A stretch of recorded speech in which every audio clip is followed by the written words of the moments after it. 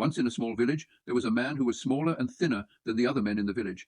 He was always laughed at and became the target of jokes. "Are you old enough to drink beer?" they would shout at him as he sat at the bar. He ignored them, but he had doubts, thinking, "Why did God make me like this, to be the joke of the village?" When he left the pub, his face changed to a smile because he knew he was going home to his loving wife.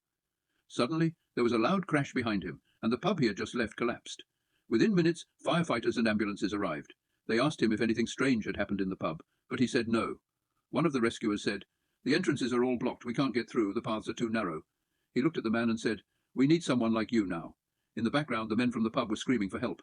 Without much thought, he said, "Give me the oxygen tanks. I'll go in." He crawled through the narrow passages and brought oxygen tanks to the trapped people.